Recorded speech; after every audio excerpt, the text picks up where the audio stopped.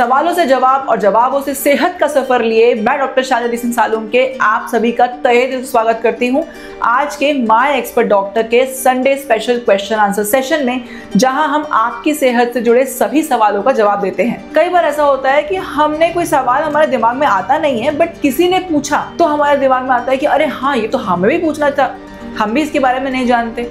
और दूसरा, कई बार क्या होता है कि हम सवाल पूछना चाहते हैं बट किसी कारण से हम कतराते और नहीं पूछते।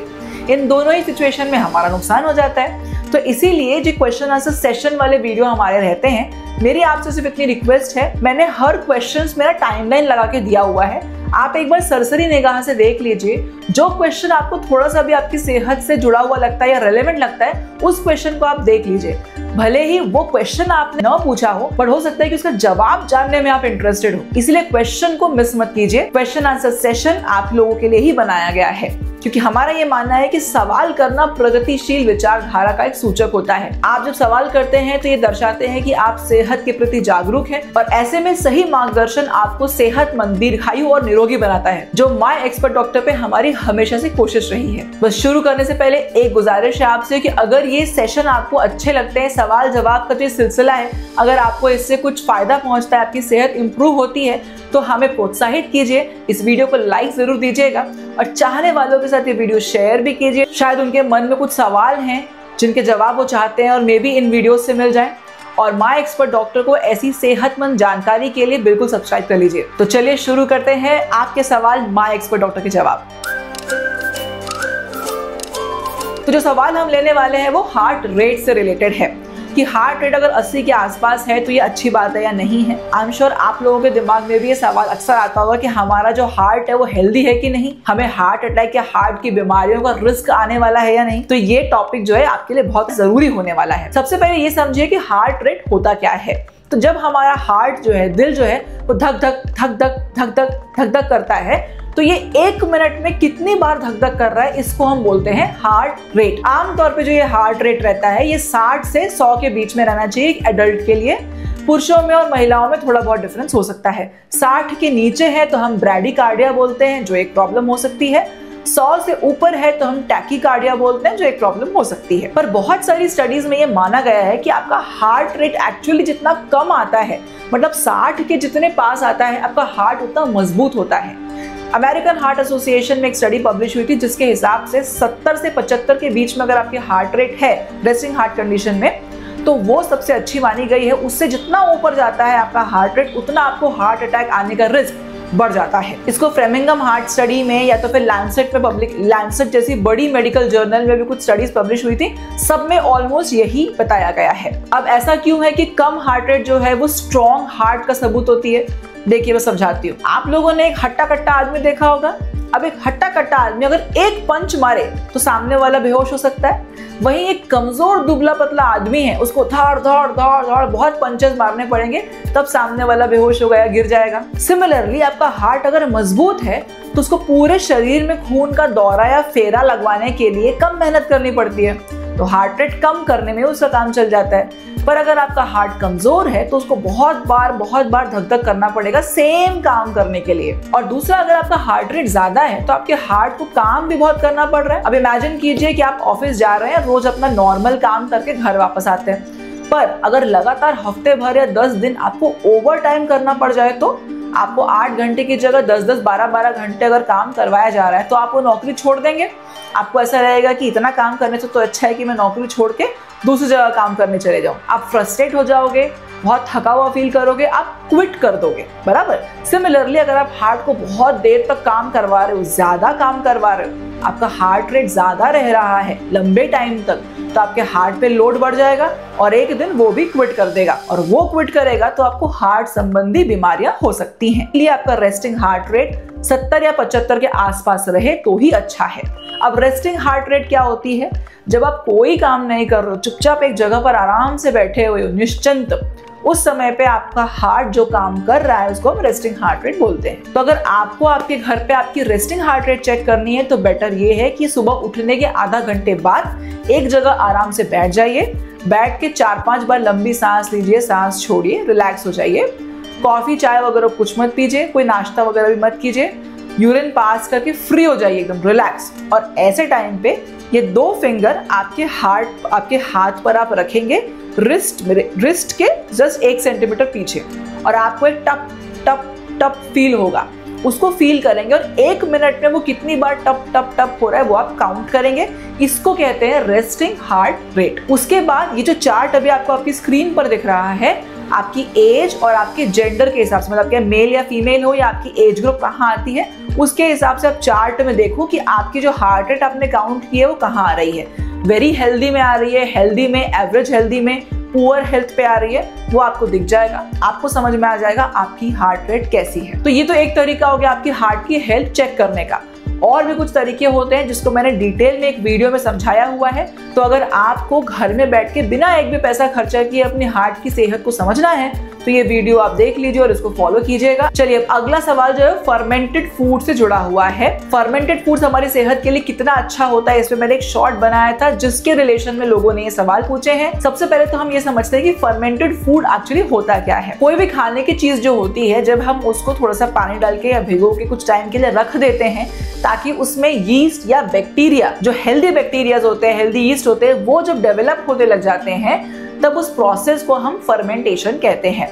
आमतौर पर फर्मेंटेशन के क्या एग्जांपल्स हम जानते हैं, तो इडली है, ढोकला हो गया, मैदे की जब नान बनाते हो तो उसमें भी फर्मेंटेशन लगता है। फिर सॉर्डो ब्रेड होती है, आपके घर पे जो ब्रेड खाई जाती है वो भी फर्मेंटेशन प्रोसेस से बनती है। पिज्जा का डो फर्मेंटेशन से बनता है। उसके अलावा आपका दही है, किमची है, कांजी काफी जगह पर पी जाती है, ये सारी अचार है, इनफैक्ट पिकल्स, ये सारे फर्मेंटेड फूड के एग्जांपल्स होते हैं। अब कई लोगों का मानना होता है कि जो फर्मेंटेड फूड है ना, ये प्रोबायोटिक के लिए खाया जाता है, बट ऐसा नहीं है। इसमें जो हेल्दी बैक्टीरियाज है, यीस्ट है, ये तो एक फायदा है इसका, इसके और भी कई फायदे हैं। जब ये बैक्टीरियाज और यीस्ट आपके फूड को फर्मेंट कर रहे होते हैं उस टाइम पे वो उसको डाइजेस्ट कर देते हैं, न्यूट्रिएंट एब्जॉर्प्शन आपकी बॉडी में बढ़ जाता है। जो फर्मेंटेड फूड है इजी टू डाइजेस्ट बन जाता है क्योंकि ऑलरेडी इन बैक्टीरियाज और यीस्ट ने थोड़ा बहुत इसको डाइजेस्ट कर लिया है। तो अगर आप उड़द की दाल ऐसे ही खा लेते हो तो शायद आपके पेट को थोड़ी भारी पड़े, शायद उसमें जितना प्रोटीन है, जितना फाइबर है, जितने न्यूट्रिएंट्स है वो आपकी बॉडी को कम मिले।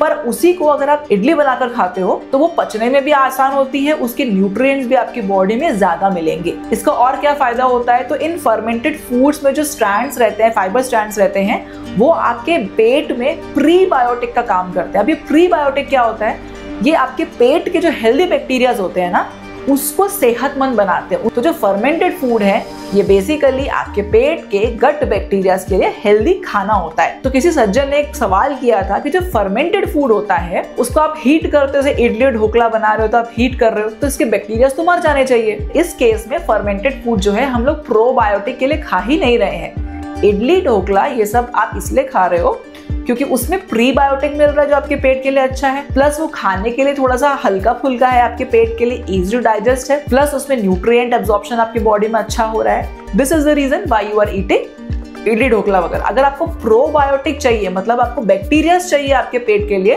तो फिर आप किमची ले सकते हो, आप अचार ले सकते हो, इसके साथ साथ आप दही ले सकते हो, कांजी बहुत से जगहों पर बनती है, आप वो ले सकते हो। इन सब की रेसिपीज आपको चाहिए तो आपको यूट्यूब पे मिल जाएगी, वहां से देख लीजिएगा। तो आप किस कारण से कोई चीज खा रहे हो वो इम्पोर्टेंट है। फिर किसी एक सज्जन ने पूछा था कि फर्मेंटेड फूड्स खाने से क्या एसिडिटी हो सकती है। अगर आपको ऑलरेडी पहले से एसिड रिफ्लक्स की या GERD की प्रॉब्लम है तो डेफिनेटली आपको हो सकती है, बट उससे फर्मेंटेड फूड का कोई संबंध नहीं है। फर्मेंटेड फूड आपके पेट के लिए थोड़ा हल्का फुल्का होता है, एज सच एसिडिटी बढ़ाने का काम तो शायद वो नहीं करता। पर अगर आपको फर्मेंटेड फूड खाने से एसिडिटी हो रही है तो आप अवॉइड कीजिए। तो चलिए अगला प्रश्न लेते हैं हम, जो रिलेटेड है थायराइड हार्मोन, थायराइड ग्लैंड से। उसमें किसी ने थायराइड की मेडिसिन से रिलेटेड सवाल किया है। अब थायराइड का जो ग्लैंड है वो एक छोटा सा ग्लैंड होता है जो आपके गले के बीच में होता है, बट ये छोटा सा ग्लैंड आपके पूरे शरीर को कंट्रोल करता है। आपका कोलेस्ट्रॉल मेटाबॉलिज्म, हार्ट का फंक्शन, बॉडी का टेम्परेचर मेंटेन करना, आपके ग्रोथ एंड डेवलपमेंट पे काम करना, आपकी बोन्स को स्ट्रॉन्ग करना, ब्रेन के हेल्थ के लिए, इम्यून फंक्शन को अच्छा करने के लिए, उसके साथ साथ आपकी एनर्जी और मेटाबॉलिज्म को मेंटेन करने के लिए, इनफैक्ट रिप्रोडक्टिव हेल्थ के लिए भी थायराइड हार्मोन बहुत जरूरी होता है। तो अगर ऐसे में थायराइड हार्मोन की कमी हो जाए आपके शरीर में, बाल झड़ना, कॉन्स्टिपेशन होना, थका थका महसूस करना, मेंस्ट्रुअल इर्रेगुलरिटीज डेवलप हो जाना, हार्ट रेट का स्लो हो जाना, बहुत कुछ कुछ फील करोगे आप। और इस कंडीशन को हम हाइपोथायरॉयडिज्म कहते हैं, जिसको ठीक करने के लिए कुछ लोगों को थायराइड की मेडिसिन दी जाती हैं। पर 90% लोगों को इन मेडिसिन के बारे में कुछ स्पेसिफिक चीजें नहीं मालूम होती, जो मोस्टली बहुत से डॉक्टर्स भी स्किप कर देते हैं। ऐसे कई सारे पेशेंट्स मेरे पास आते हैं जिनको 100 माइक्रोग्राम का थायराइड का दवाई चलती रहती है और वो बढ़ती ही जा रही है। और जब उनसे सवाल किए जाते हैं तब समझ में आता है कि वो थायराइड की दवाइयां एक तो गलत टाइम पे ले रहे हैं, गलत तरीके से ले रहे हैं, जिस कारण से उनका थायराइड जो है वो कंट्रोल में ही नहीं आ रहा। तो इसलिए आप ये गलतियां मत कीजिएगा। सबसे पहली चीज, थायराइड की दवाई है वो कब लेनी चाहिए, तो ये तो सबको मालूम है कि खाली पेट लेनी चाहिए। सब खाली पेट ले लेते हैं, फिर उसके आधे घंटे के बाद या उसके 10 मिनट के बाद चाय पी लेते हैं, खाना खा लेते हैं। तो ये आपने नहीं करना है। थायराइड की दवाई जो आपके पेट में गई है, तब कम से कम 1 घंटे आपको पानी के अलावा कुछ भी नहीं खाना पीना है। आप सादा पानी पी सकते हो।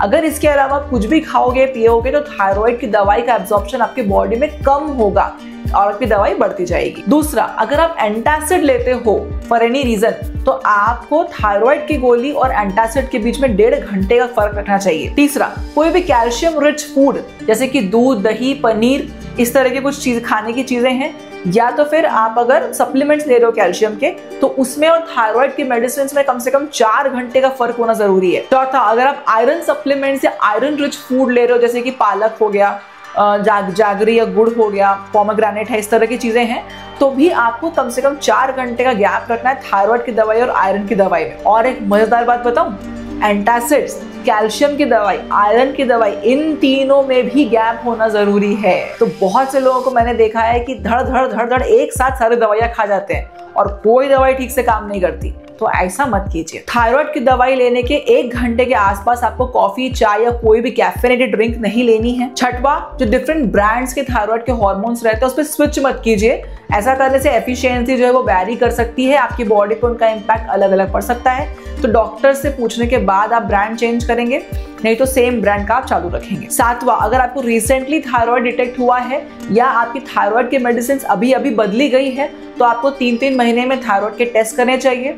अगर आपकी थायराइड जो है वो 1-2 बार टेस्ट करने के बाद भी स्टेबल है, तब आप उसको 6-6 महीने में टेस्ट कर सकते हो, ताकि उसके हिसाब से आप दवाइयां एडजस्ट कर पाओ। आठवां, प्रेगनेंसी के टाइम पे, ब्रेस्ट फीडिंग के टाइम पे आपकी थायराइड की जो दवाइयां हैं वो फ्लक्चुएट हो सकती हैं, ज्यादा फ्लक्चुएट हो सकती है, इसलिए हर 2 महीने 3 महीने में आपको थायराइड कम से कम TSH तो चेक कर ही लेना चाहिए और उसके हिसाब से दवाई एडजस्ट करनी चाहिए। 9वां, हमेशा ध्यान दें कि आपके शरीर में कहीं पैल्पिटेशन, मतलब छाती में धड़ महसूस होना, आपका मोशंस की फ्रीक्वेंसी, कि आप कम बार जा रहे हो, ज्यादा बार जा रहे हो, या आप लूज मोशन हो रहा है कि कॉन्स्टिपेशन हो रहा है, या इसके साथ साथ आपके हाथ में ठंडे पसीने आ रहा है, कि शरीर में पसीना ज्यादा आ रहा है, बेचैनी फील हो रही है, रात में नींद नहीं आ रही है, हाथ कांप रहा है, इस तरह के लक्षण अगर आपको दिख रहे हैं तो इसके लिए थोड़ा ऑब्जर्वेंट रहना है आपको।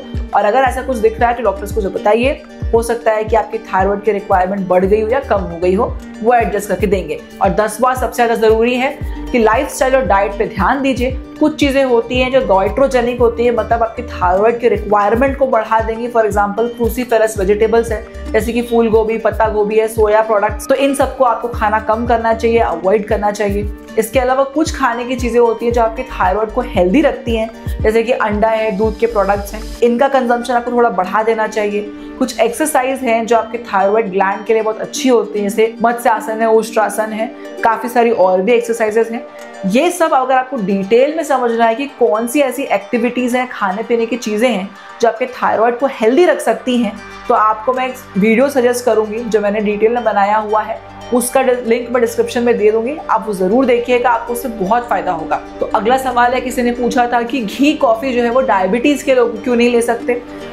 ये मैंने घी कॉफी पे एक शॉर्ट बनाया था, शायद उसके रेफरेंस में किसी ने पूछा था मुझसे। डायबिटिक है, उन्हें ऑलरेडी इन्फ्लामेटरी चेंजेस डेवलप हो रहे हैं, उनका मेटाबॉलिज्म स्लो है, कोलेस्ट्रॉल डिपोजिशन की बॉडी में ज्यादा होता है, फैट जल्दी डिपॉजिट होता है। ऐसे में आप एनी विच वेज पूरे दिन तो है वो सब्जी में, दाल में, तरकारी वगैरह में तेल तो खाते ही हैं, उसमें अगर आप सुबह सुबह घी कॉफी पे ले लेंगे तो आप बहुत ज्यादा फैट कंज्यूम करेंगे। तो अगर आप पूरे दिन में बिल्कुल ऑयल नहीं ले रहे हो, घी नहीं ले रहे हो, उसके बाद आप सुबह सुबह घी कॉफी ले रहे हो तो चलेगा। चलिए अगला क्वेश्चन लेते हैं, जिसमें ये पूछा गया है कि जो नारियल का तेल है वो भी सीड ऑयल है क्या। एक्चुअली मैंने एक शॉर्ट बनाया था जिसमें मैंने बताया था कि जो सीड ऑयल होते हैं ये अनहेल्दी ऑयल होते हैं, इसमें ओमेगा 6 ज्यादा होता है, तो उसको कम कंज्यूम करना चाहिए।